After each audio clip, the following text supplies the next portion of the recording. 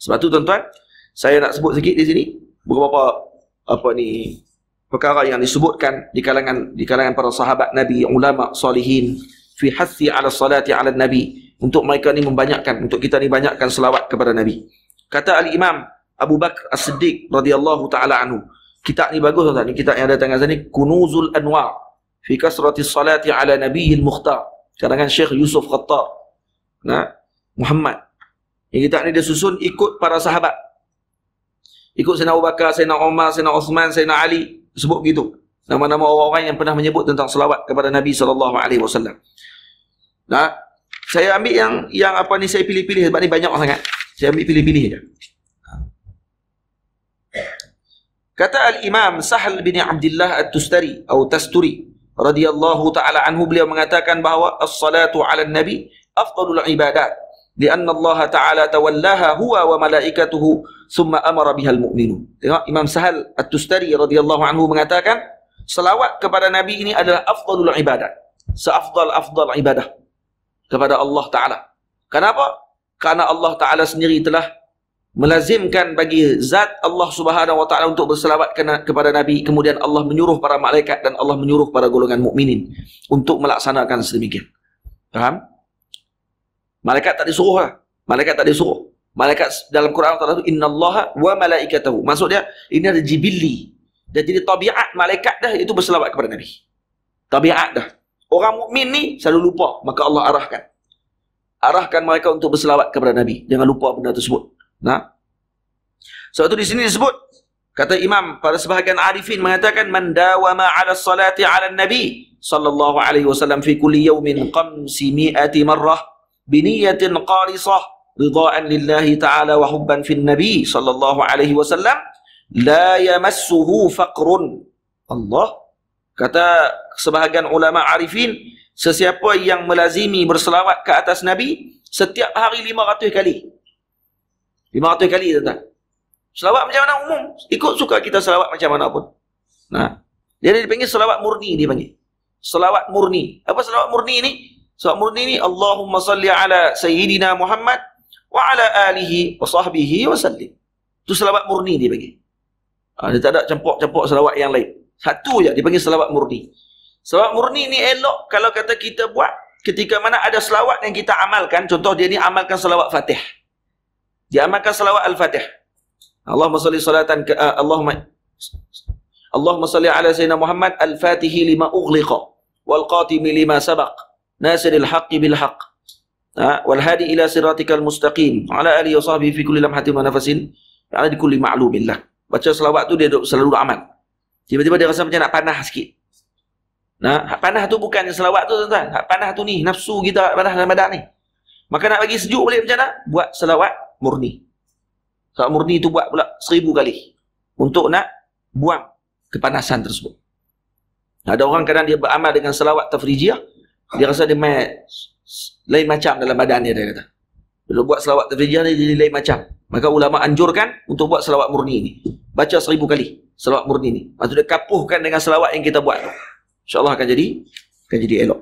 Dan ni kata Syekh, kata sebagian ulama, siapa yang dawam selalu berselawat kepada Nabi 500 kali sehari dengan niat yang khalisah, niat yang ikhlas, dan juga hanya mengharapkan keridaan daripada Allah Subhanahu wa taala dan hubban fillah, dan hanya kerana minta mahabban fin Nabi sallallahu alaihi wasallam, dan hanya kerana mengasihi Nabi kita Muhammad, la yamassuhu faqrun, dia tidak akan fakir. Maksudnya kefakiran tidak akan menyentuh dia sekali-kali. Maksud tak akan fakir langsung. Kalau sehari 500 kali buat. Payah tak tuan-tuan? Sini, orang sini banyak buat kerja apa? Bendang kan? Bendang dengan lauk. Apa masalahnya kalau kita setiap kali kita cucuk padi yang kita duk tanam tu, kita duk menabur tu, selawat. Sekali tabur, selawat. Sekali tabur, selawat. Payah tuan-tuan? Lepas tu dapat duduk ramai-ramai tu, payah kan kalau kita tak payah kan? Menyembang kata kau orang cepat. Lari pakai mesin tu. Lari pakai mesin. Sambil bawa mesin tu pula. Baca pula selawat. Nah? Sambil bawa kereta nak keluar. Sisa lagi nak balik. Sambil nak balik tu cuba kira. Kalau tuan-tuan ni ada hak yang tasbih jenis picit. Trak tu. Cuba tengok sehari berapa kali buat. Malu kita tuan-tuan ni. Kalau tengok mesin tu, 4 kali ya rupanya. Dia rasa banyak dah. Tak ada dah banyak tu. Lah 4 kali ya. Malu tuan-tuan. Nah. Sebab tu kata Syekh Ali Jumaah, guru kami yang mulia, dia sebut apa? Kata sekurang-kurangnya pada akhir zaman ni 300 kali sehari kena selawat. 300 kali sehari. Ni untuk selamatkan kita di akhir zaman ni. Tuan-tuan, yang paling tahu ubat akhir zaman ni adalah atibba al-ummah. Yang ni doktor-doktor umat ni. Siapa doktor-doktor umat ni tuan-tuan? Ulama. Kerana mereka pewaris Nabi. Maka mereka yang bagi panduan tu. Sebab tu Syekh Ali Jumaah dia pernah sebut dekat kami, dia sebut dalam satu majlis, dia kata apa? Dia kata, untuk mengelakkan fitnah akhir zaman, umat ini perlu habiskan membaca la haula wala quwata illa billahil aliyyil azim 70,000 kali sepanjang umur hidup dia. Gede.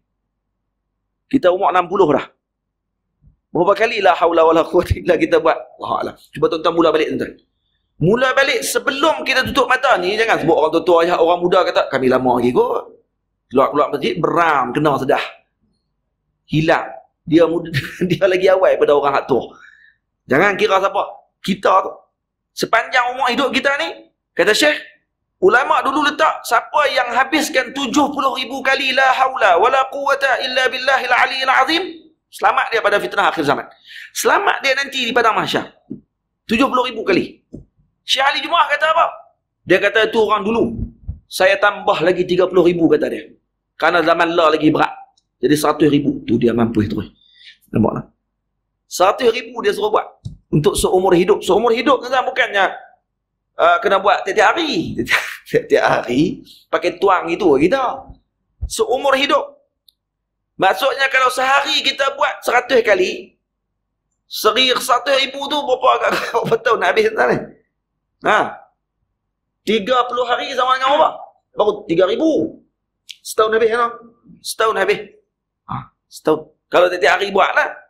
Ini orang haid pun boleh buat, tak ada masalah apa. Perempuan haid pun tak ada masalah. Kalau perempuan haid pun boleh buat, laki tak keluar haid lagi lah. Sehari 1 kali je. Setahun insyaAllah khair. 100,000 selesai. Ni pegang hak yang picit tu. Tik, tik, tik, tik. Tengok. Catat tuan-tuan. Kata ulama, siapa yang baca Dalailul Khairat 40 kali, selamat dia daripada fitnah akhir zaman. 40 kali. Khatam. Banyak kita nak kena buat, tapi tak ada nak buat. Dia terima banyak-banyak pun, kita tak ada nak buat pula lah kan. Apalah, terima pi ya. Terima dulu, kumpul nanti kita guna-guna. Bila nak guna tu. Kumpul bateri dulu. Dia agak-agak nampak gelap sikit tu, masuk bateri baru. Guna pada waktu tersebut. Ya.